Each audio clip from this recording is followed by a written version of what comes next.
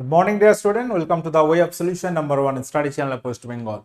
তো আমি তোমাদের ডাল্টন স্যার। তোমরা এখন পাচ্ছ জিকে ডোজ থেকে 15তম ক্লাস, জিকে ডোজ 2.0 থেকে 15তম সেশন আজকে শুরু হচ্ছে। মিক্সড জিকে জিএস প্র্যাকটিস হবে এই ক্লাসে। তোমরা যারা নতুন আছো জেনে রাখো, আমাদের নতুন একটা ফাউন্ডেশন ব্যাচ লঞ্চ হয়েছে অলরেডি, এবং এই ব্যাচে তোমরা সমস্ত রকম পরীক্ষার প্রস্তুতি একই সঙ্গে পাবে। 350 ঘন্টার কাছাকাছি ক্লাস হবে। তো প্রত্যেকটা পরীক্ষা দিতে পারবে এই ব্যাচ ফলো করলে। যারা নতুন আছো অবশ্যই অবশ্যই প্রথমে ফাউন্ডেশন ব্যাচ নেবে, তারপর প্র্যাকটিস ব্যাচ। আগে প্র্যাকটিস ব্যাচ নেবে না যারা নতুন ক্যান্ডিডেট। আর যারা মোটামুটি তোমাদের ফাউন্ডেশন কভার আছে তাদের জন্য প্র্যাকটিস ব্যাচ। তো আমাদের সব রকম ব্যাচ অ্যাভেলেবেল রয়েছে। আবার এই ফাউন্ডেশন ব্যাচেরই আবার সেকশন আছে আমাদের। শুধু জিকে যদি নিতে চাও কেউ নিতে পারো, শুধু ম্যাথ যদি নিতে চাও নিতে পারো, শুধু ইংরাজি বা শুধু রিজনিং, প্রত্যেকটা পার্ট আলাদা করা হচ্ছে। এবং তার জন্য কিন্তু প্রাইস এক একটা এক এক রকম আছে, আলাদা আলাদা আছে। তো আমাদের শুধু যদি জিকে নাও, এই ফাউন্ডেশনেরই ফাউন্ডেশন জিকে তোমাকে 999 পে করতে হবে। ঠিক আছে? তো এখানে আমরা এই সমস্ত বিষয় কভার করব, অর্থাৎ ওই ব্যাচেরই একটা সেকশন বলতে পারো। ঠিক আছে, তো আমরা আলোচনা শুরু করি। তো আমাদের প্রত্যেক ক্লাসের নোটিফিকেশন আমাদের the way of solution YouTube চ্যানেলে, টেলিগ্রামে দেওয়া হচ্ছে। এবং ক্লাসগুলো আমাদের দুটো ইউটিউব চ্যানেল হয়, the way of solution, TWS academy.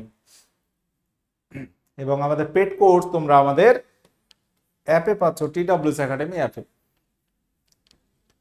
চলো, রান্নার জন্য সিলিন্ডারের মধ্যে কোন গ্যাস সরবরাহ করা হয়? একদম সহজ প্রশ্ন। প্রথম প্রশ্ন খুবই সহজ এবং খুব ইম্পর্টেন্ট। উত্তর হবে এলপিজি। বলো, এলপিজি এর পুরো কথা কি? সকলে তোমরা পারবে। এলপিজি বা এই এলপিজি এর পুরো কথা কি, এর উপাদান কি, এগুলো থেকে প্রশ্ন আসে। এলপিজি অর্থাৎ liquefied petroleum gas. Liquefied petroleum gas বা এলপিজি এর মধ্যে উপাদান কি থাকে? প্রোপেন থাকে, বিউটেন থাকে, এবং কিছু আইসোবিউটেনও থাকে। প্রোপেন এবং বিউটেনের প্রধান উপাদান। তো প্রোপেন বিউটেনের মধ্যে আবার যদি দেখো, বিউটেনটি বেশি পরিমাণে থাকে। যে মৌলিক অণু অপর অণুর সঙ্গে যুক্ত হয়ে পলিমার গঠন করে সেটিকে কি বলা হয়? Macromolecule, মোনোমলিকুল polymer, মোনোমার, মোনোলিথ।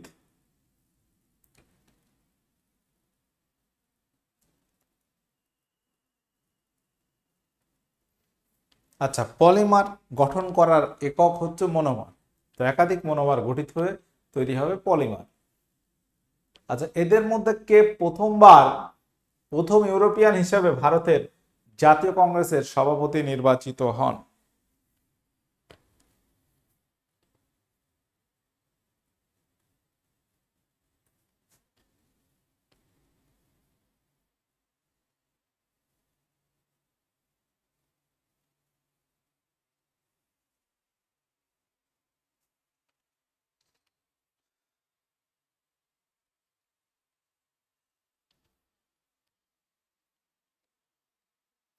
উত্তর হয়ে যাবে জর্জ ইউল।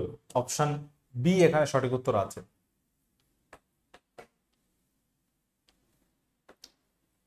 ঠিক আছে। এবং কত সালে সভাপতি হয়েছিলেন বলতে পারবে? জাতীয় কংগ্রেস প্রতিষ্ঠা হয় 1885 সালে। প্রথমবার সভাপতি থাকেন ডাব্লিউসি ব্যানার্জি, উমেশচন্দ্র ব্যানার্জি। 1886 সালে সভাপতি হন দাদাভাই নওরোজি। 1887 সালে হচ্ছেন বদরুদ্দিন তৈয়বজি। এবং জর্জুল তিনি হচ্ছেন চতুর্থ বছরে 1888 সালে সভাপতি হিসেবে নির্বাচিত হন। নির্বাচিত অর্থাৎ মনোনীত হন। কোন রোধের মধ্য দিয়ে প্রবাহিত তড়িৎ যদি দ্বিগুণ করা হয়, পরিবাহিত উৎপন্ন তাপ কত গুণ হবে?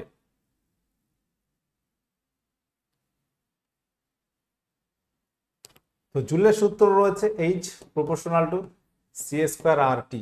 এই যে সূত্র যদি আমরা দেখি, এখানে সিটা হচ্ছে তড়িৎ প্রবাহ, এটা যদি আমরা দ্বিগুণ করি তাহলে এটা যদি দ্বিগুণ করো, দুইগুণ করলে তাহলে এটা হবে স্কোয়ার রয়েছে যেহেতু এটা হবে 2 × 2, 2 এর স্কোয়ার মানে হচ্ছে 4 হবে। অর্থাৎ তড়িৎ প্রবাহটা তুমি যদি দ্বিগুণ করো তাহলে এটি হবে, উৎপন্ন তাপ 4 গুণ হবে। এইটা হচ্ছে এখানে তাপ, এইচ হচ্ছে এখানে তাপ। আচ্ছা,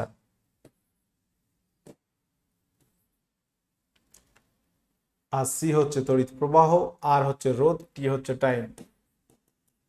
আর এখানে রোধ, টি হচ্ছে সময় বা টাইম। আচ্ছা, এইচ হচ্ছে হিট বা তাপ। নিম্নলিখিত কোনটির সৃষ্টি বা ধ্বংস নেই?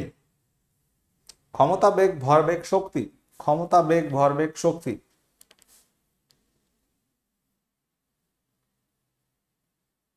কি হবে এখানে উত্তর?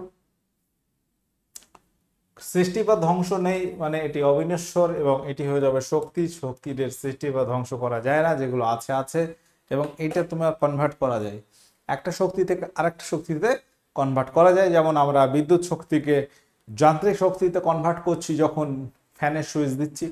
বৈদ্যুতিক পাখা তুমি সুইচ দাও, ফ্যান ঘুরছে, তো এই যে ঘুরছে এটা কি যান্ত্রিক শক্তিতে কনভার্ট হচ্ছে। আবার তুমি বাল্বের সুইচ দাও, বিদ্যুৎ শক্তি এটা তড়িৎ শক্তিতে রূপান্তর, আলোক শক্তিতে কনভার্ট হচ্ছে। আবার তুমি বৈদ্যুতিক হিটার চালাও বা বৈদ্যুতিক ইস্ত্রি, আয়রন, এটা যদি তুমি নিয়ে কাজ করো, সেখানে বিদ্যুৎ শক্তিটা তাপ শক্তিতে রূপান্তরিত হয়। ওকে, তো এক শক্তি থেকে আর এক শক্তিতে কনভার্ট করা যাবে, কিন্তু এর ধ্বংস করা যাবে না। আচ্ছা, কোন কারণে ভারতের জাতীয়তাবাদী নেতৃত্ববৃন্দ সাইমন কমিশনকে বয়কট করেন?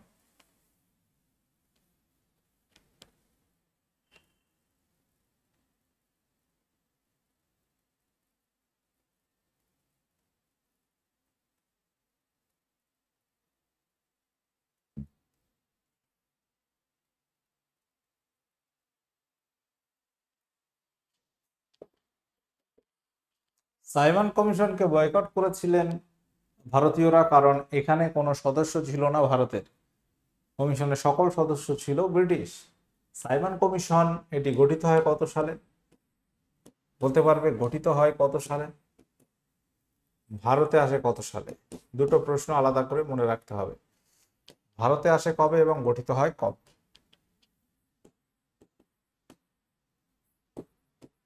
গঠিত হয় 1927 সালে, ভারতে আসে 1928 সালে।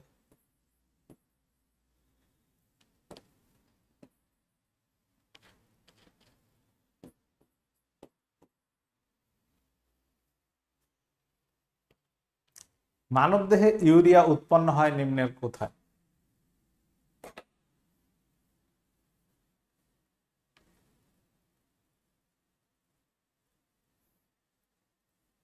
উত্তর হবে যকৃতে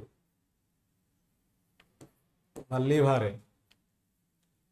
সূর্যমুখী উদ্ভিদের ফুল কার প্রভাবে ফোটে? আলোর প্রকৃতি, আলোর তীব্রতা, আলোর অভিমুখ, অন্ধকার পরিবেশ।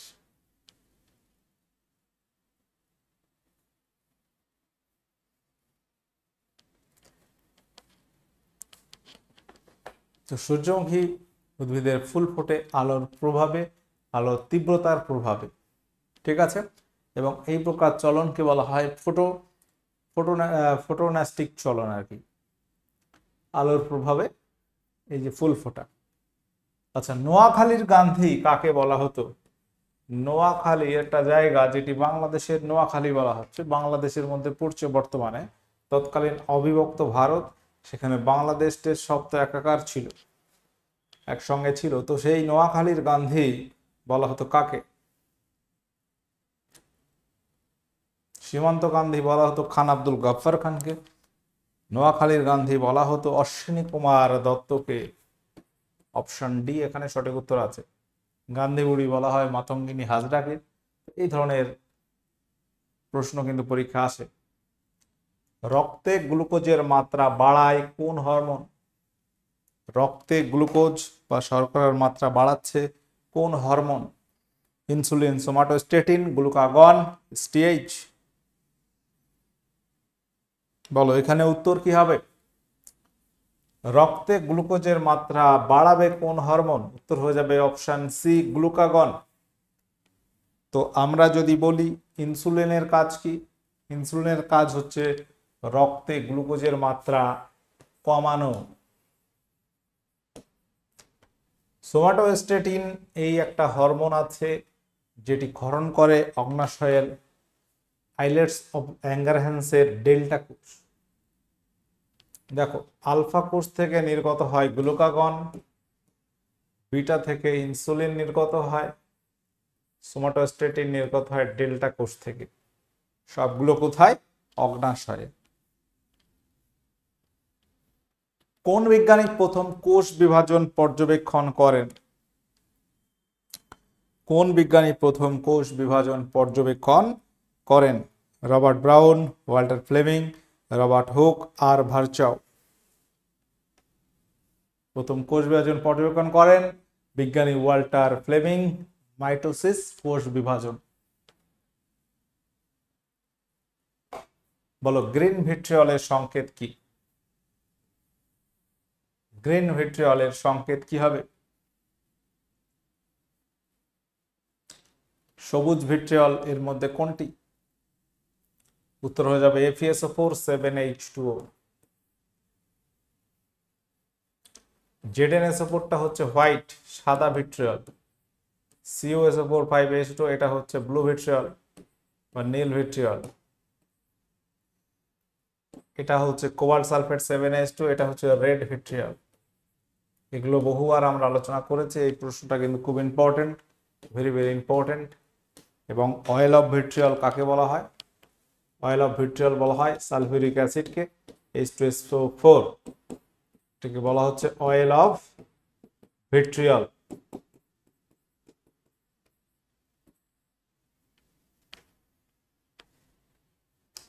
বলো হাড় দাঁত কোন খনিজের অভাবে নরম হয়, বা নরম হলে কি হবে? ক্ষয় হবে, ক্ষয় হবে বা ক্ষয়প্রাপ্ত হয়।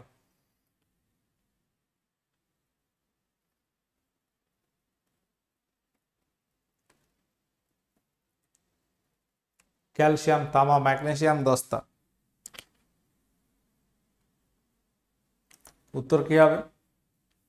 উত্তর হয়ে যাবে ক্যালসিয়াম। ক্যালসিয়ামের অভাবে তোমার হাড় দাঁত এই সমস্ত আমাদের শরীরের অংশগুলো নরম হতে পারে বা এর ফলে এটি ক্ষয়প্রাপ্ত হয়। কত খ্রিস্টাব্দে কমিউনিস্ট পার্টিকে ইংরেজ সরকার বেআইনি ঘোষণা করে?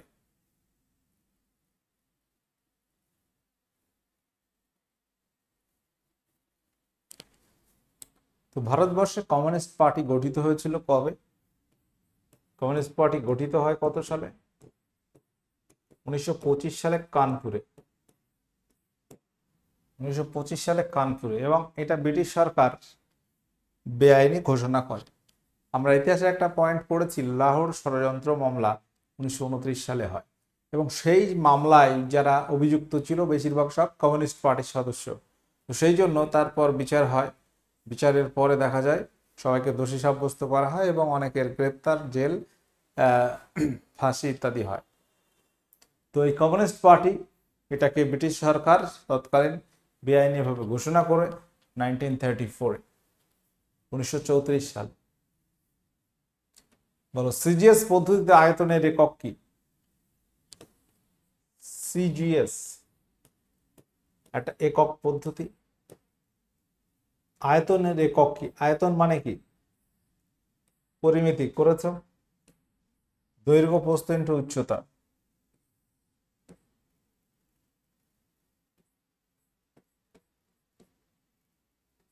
তাই তো, এই একটা 3 ডাইমেনশনাল চিত্র।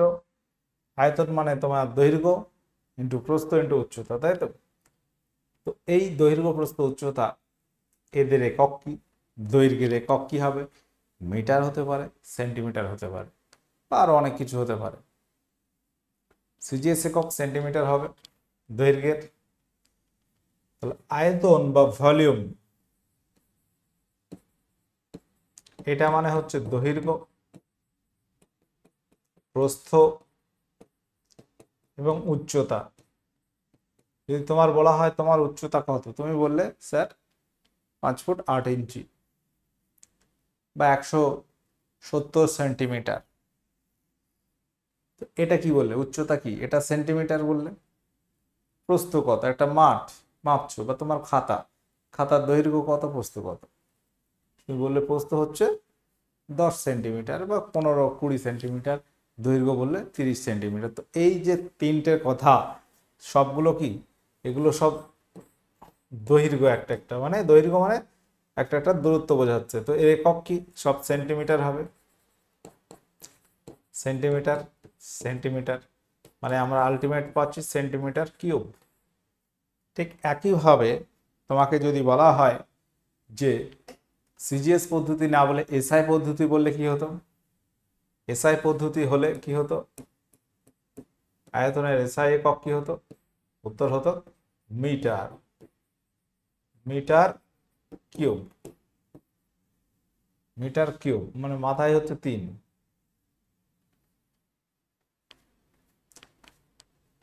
তো ক্ষেত্রফল বললে কি হতো, ক্ষেত্রফল এর একক কি হতো, ক্ষেত্রফল হচ্ছে দৈর্ঘ্য ইন্টু প্রস্থ মানে সেন্টিমিটার স্কোয়ার, বা তুমি বলতে পারতো মিটার স্কোয়ার।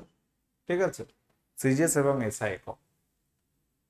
আচ্ছা, এই আয়তন তোমাকে যদি বলা হয় স্কেলার রাশি নাকি ভেক্টর রাশি, উত্তর কি হবে, আয়তন স্কেলার নাকি ভেক্টর রাশি। এর একটা মান আছে, তুমি বললে যে 85 সেন্টিমিটার কিউব, তো এর মান আছে কিন্তু কোনো অভিমুখ আছে, অভিমুখ নেই, এটা ওই জন্য স্কেলার রাশি, এটা স্কেলার রাশি। তোমাকে যদি বলা হয় যে ক্ষেত্রফল কি রাশি, ক্ষেত্রফল এটি কিন্তু স্কেলার রাশি, কেউ যেন ভুল করে এটা ভেক্টর বলবে না। ঠিক আছে, কারণ ক্ষেত্রফল এর কোনো ডিরেকশন নেই, এটা একটা মান আছে। তোমার 1 বিঘা জমি আছে, সেটার কোনো ডিরেকশন আছে যে উত্তর দিকে দক্ষিণ দিকে কাজ করছে, একটা পজিশন আছে, সেটা আলাদা কথা, কিন্তু কোনো ডিরেকশন নেই নির্দিষ্ট।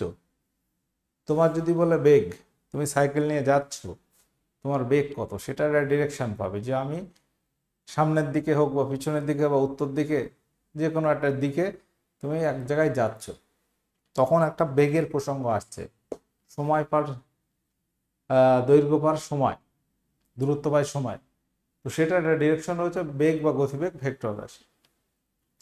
নিম্নলিখিত কোন প্রাণী সালোক সংশ্লেষে সক্ষম, কোন প্রাণী সালোক সংশ্লেষে সক্ষম প্রাণী, এখানে কোনটি, অ্যামিবা, অ্যান্টিমিবা, ক্রাইসঅ্যামিবা, ভলবক্স।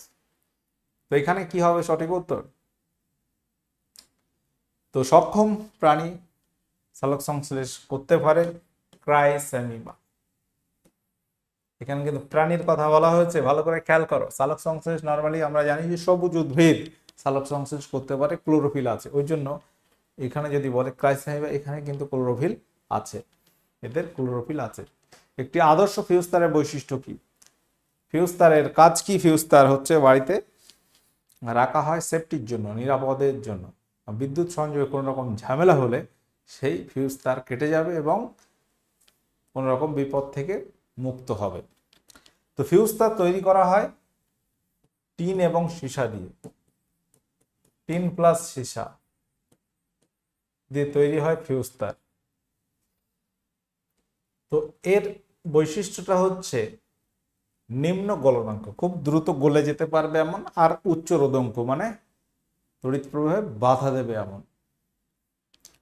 বলো, রাষ্ট্রপুঞ্জের কোন সংস্থা রেড ডেটা বুক প্রকাশ করে,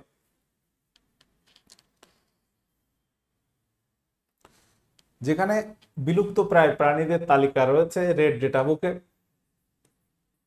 এই রেড ডেটা বুক প্রকাশ করে যে সংস্থা, সেটি হচ্ছে IUCN, international union for conservation of nature, international union for conservation of nature. এই সংস্থা এই ডেটা বুক প্রকাশ করে। বায়োডাইভার্সিটি হটস্পট, জীব বৈচিত্র্যমূলক হটস্পট মানে গুরুত্বপূর্ণ কিছু স্থান, ভীষণ জীব বৈচিত্র্যপূর্ণ যেগুলো, সেগুলোকে ইউনেস্কো কর্তৃক হটস্পট নির্বাচিত স্থান রয়েছে। ইউনেস্কো না, সরি, তোমার তো সেই যে হটস্পটগুলো আছে, এই হটস্পটের কনসেপ্ট কে দিয়েছিল, কোন সালে? গুরুত্বপূর্ণ স্থান, পৃথিবীতে এরকম হটস্পট আছে 36টি, তার মধ্যে ভারতে আছে 4টি। এটা একটা বড় অঞ্চলকে বোঝানো হয়। হটস্পট মানে একটা বৃহৎ অঞ্চলকে বোঝানো হয় যেখানে প্রচুর রকমের জীব বৈচিত্র্য আছে। জীব বলতে উদ্ভিদ, প্রাণী, ভ্যারাইটি পরিমাণে পাওয়া যায়। তো এই ধারণা দিয়েছিলেন বিজ্ঞানী, ব্রিটিশ ইকোলজিস্ট, বাস্তুবিদ নরম্যান মেয়ার্স 1988 সাল নাগাদ। আচ্ছা, পরবর্তী প্রশ্ন হচ্ছে আইন অমান্য আন্দোলন কত সালে প্রত্যাহার করে নেওয়া হয়? আইন অমান্য আন্দোলন কত সালে প্রত্যাহার করে নিয়েছিলেন গান্ধীজি? বলতে পারবে সঠিক উত্তর কি হবে এখানে? আইন অমান্য আন্দোলন শুরু হয় কত সালে? এটি শুরু হয় কত সালে? শুরু হয় 1930 সালের 6th of April এবং এটা চলতে থাকে 1934 সাল পর্যন্ত। এই সময় গান্ধীজি এই আইন অমান্য আন্দোলন প্রত্যাহার করেন 1934 সালে। আচ্ছা, ফাউন্ডেশন 3.0 এই ব্যাচ আমাদের শুরু হচ্ছে 18 জুন থেকে। যদি কেউ নিতে ইচ্ছুক হও অবশ্যই তার আগে নিয়ে নাও, দিয়ে একটা ভালো প্রিপারেশন শুরু কর। আমাদের এর আগে ফাউন্ডেশন 1, 2.0 যেগুলো চলছিল ক্লাস প্রায় শেষ হয়ে গেছে। ফাউন্ডেশন 3.0 এটা কিন্তু শুরু হচ্ছে। বছরে দুটো ফাউন্ডেশন আমরা লঞ্চ করি, একটা প্রথমে, একটা মিডিলে, জুন মাস। এটা 6তম মাস তোমরা জানো। এবং আমাদের টার্গেট থাকে যে টোটাল যে সিলেবাস আছে 5 মাসে শেষ করা। 5 মাসে শেষ করা হবে সিলেবাসটা। কারণ দ্রুত শেষ করলে কি সুবিধা আছে, তুমি সব পরীক্ষাগুলো ধরতে পারবে, কিন্তু ভ্যালিডিটি তোমরা 1 বছরই পাবে। অর্থাৎ ব্যাচ ভ্যালিডিটি 1 বছর তুমি ওই ক্লাসগুলো দেখতে পারবে, তোমার অন্য ব্যাচ না নিলেও চলে তখন আর কি। তবে কি ব্যাচ নিয়ে তুমি বসে থাকলে হবে না, ব্যাচ নিয়ে তুমি কন্টিনিউ পড়তে থাকবে, যেভাবে আমরা ক্লাস করাবো সেভাবে পড়তে থাকবে, দেখবে তুমি ঠিক জায়গায় পৌঁছে যাবে, তোমার টার্গেট আশা করা যায় ফুলফিল হবে। কারণ এখানে আমরা সমস্ত রকম পরীক্ষার একটা কম্বাইন্ড প্রস্তুতি দিতে চলেছি। এর আগে আমরা প্রত্যেকটা বিষয় ভিত্তিক ফাউন্ডেশন ব্যাচ হয়তো লঞ্চ করেছি, কিছু কিছু পরীক্ষা ভিত্তিক লঞ্চ আছে, তো সেই রকমই কিন্তু না, এবার কিন্তু একটু ডিফারেন্ট স্টাইলে আমরা এই ব্যাচ লঞ্চ করেছি। এবং তোমরা শুনেছ ইতিমধ্যেই যে আমরা জিকের পার্ট আলাদা করেছি, ম্যাথের পার্ট আলাদা করেছি। যার যেটা প্রয়োজন মনে হবে সে সেইভাবে ব্যাচগুলো নিতে পারবে এবার। এবং আমাদের 2.0 ব্যাচ শেষ প্রায়। এসএসসি ফাউন্ডেশন ব্যাচ একটা চলছে, এসএসসি পরীক্ষা শুধুমাত্র রেলের জন্য একটা ফাউন্ডেশন চলছে। এগুলো যারা নিয়ে রেখেছো তাদের 3.0 নেওয়ার দরকার নেই, কারণ এটা হচ্ছে তোমার যারা বিগিনার শুরু করছে তাদের জন্য, যারা ফাউন্ডেশন সাবজেক্ট ভিত্তিক ক্লাস করা নেই তাদের জন্য, যাদের মনে হচ্ছে আমার এই এই বিষয়ে ঘাটতি আছে, যাদের মনে হচ্ছে আমার এখনো ইংলিশে ঘাটতি রয়েছে, শুধু ইংলিশ নেবে সে, মনে হচ্ছে জিকের এখনো কিছু কিছু সাবজেক্টে ঘাটতি, তারা জিকে নেবে। ম্যাথ যাদের মনে হচ্ছে শুধু ম্যাথ ঘাটতি, ম্যাথ নেবে। এই স্টাইলে করা হয়েছে, যেটা যার প্রয়োজন সে সেটা নিতে পারবে এমনভাবে। আচ্ছা, এবার একটা প্রশ্ন হচ্ছে কোন সময়কালে গান্ধীজি প্রত্যক্ষ রাজনীতি থেকে দূরে সরে যান এবং তার কর্মশক্তিকে গঠনমূলক কর্মসূচিতে কেন্দ্রীভূত করেন? উত্তর হয়ে যাবে এখানে অপশন সি, 1924 থেকে 1927 সাল। বলো হিমোগ্লোবিনের কাজ কি? হিমোগ্লোবিনের কাজ কি? অক্সিজেন পরিবহন করা, ব্যাকটেরিয়া ধ্বংস করা, রক্তাল্পতা রোধ করা, শক্তির ব্যবহার করা। এই যে অপশনগুলো রয়েছে সঠিক উত্তর হয়ে যাবে অপশন এ, অক্সিজেন পরিবহন করা। হেমোগ্লোবিন আমরা জানি লোহিত রক্তকণিকায় হিমোগ্লোবিন থাকে এবং এটি অক্সিজেন বহন করে কোষে কোষে। আচ্ছা, 1916 সালের লখনৌ অধিবেশনে কংগ্রেসকে এক নিবেদনকারী সংস্থা থেকে এক আন্দোলন পরিচালনকারী সংস্থা হিসেবে গড়ে তুলতে তিলক কি প্রস্তাব দেন? তো এখানে যে অপশনগুলো আছে, অপশন সি মুসলিম লীগের সকল প্রস্তাব গ্রহণ করা, এরকম একটা প্রস্তাব দেন। এবং 1916 সালে আমরা জানি জাতীয় কংগ্রেসের মুসলিম লীগ এবং তোমার কংগ্রেসের মধ্যে একটা চুক্তি হয়, যেটাকে লখনৌ চুক্তি নামে আমরা জানি। আচ্ছা, এবার বলো গঙ্গা অ্যাকশন প্ল্যান কবে শুরু হয়? গঙ্গা অ্যাকশন প্ল্যান এটি কবে শুরু হয়? গঙ্গা অ্যাকশন প্ল্যান এটি শুরু হয় 1986 সালে। গৌতম বুদ্ধ কোথায় তার বাণী প্রথম প্রচার করেছিলেন? গত দিনের হোমওয়ার্ক ছিল এটা, উত্তর হবে সারনাথ। একটি তরল অধাতু কি, এটা তোমরা আজকের হোমওয়ার্ক করবে এবং আজকে 26 তোমার স্কোর কত হলো একটু বলে দেবে কমেন্ট বক্সে। সেশনটি ভালো লাগলে লাইক শেয়ার করো এবং আমাদের ফ্রি ক্লাস পেতে the way of solution TWS academy YouTube channel subscribe করে রাখো, নোটিফিকেশন অন করে রাখো। এবং TWS একাডেমি অ্যাপ তোমরা ডাউনলোড করো প্লে স্টোরে গিয়ে, সেখানে আমরা পেড কোর্স করাচ্ছি। তো মূল উদ্দেশ্য হচ্ছে এটাই যে এই প্রস্তুতির মাধ্যমে কেউ যদি উপকৃত হয়, দেখো প্রাইস তো খুবই অল্প, 5 মাস তুমি একটা অফলাইনে যদি পড়ো মাসে মাসে কম হলেও 500 টাকা, আর হয়তো সপ্তাহে 2 দিন ক্লাস পাবে কি 3 দিন, এইভাবেই হয়। ঠিক আছে, এবং তোমার একটা একটা সাবজেক্ট আলাদা আলাদা পড়তে হবে, এমন কেউ নেই যে একা সব পড়িয়ে দেবে। এরকম সংস্থা রয়েছে যারা সব পড়ায় 4-5 জন মিলিয়ে। তো আমাদের সেটা অফলাইনে পড়লে যা হতো তার অন্তত কয়েক গুণ কম, অনেক গুণ কম। হয়তো সেখানে তোমার যা খরচ হতো তার 10 ভাগের 1 ভাগও নেওয়া হয় না আমাদের,